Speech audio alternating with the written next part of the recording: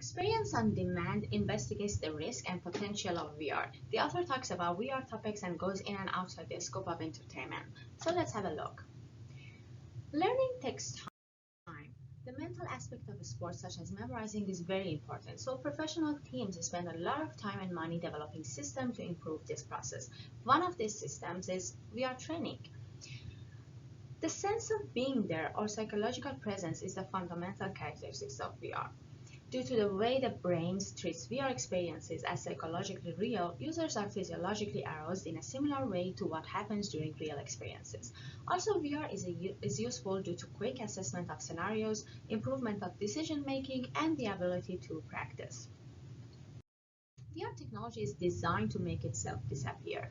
VR is an experience generator. These experiences can make us and the world a better place. On the other hand, unhealthy experiences will lead to unhealthy results. How does VR change our brain? It is challenging to measure because the difference between VR and 3D movies is the ability to move around the VR environment.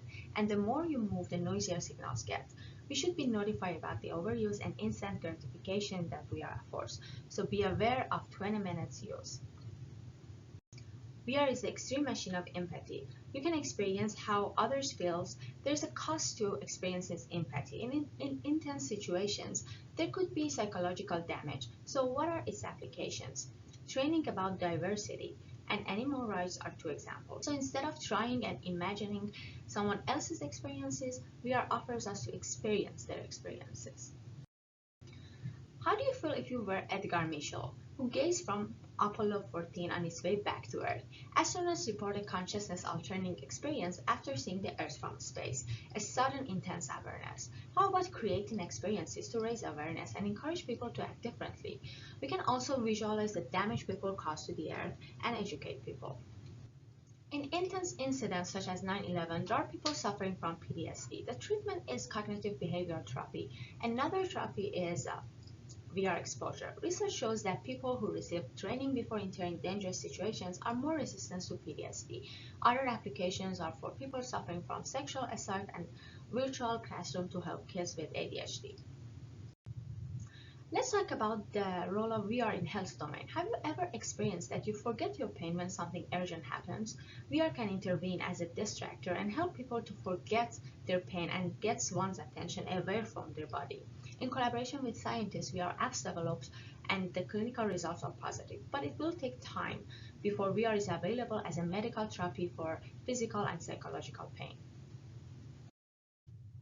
In VR, it is not the graphics or photorealistic avatars that make virtual worlds feel real. It is a community of people interacting within them. Social VR is an important issue.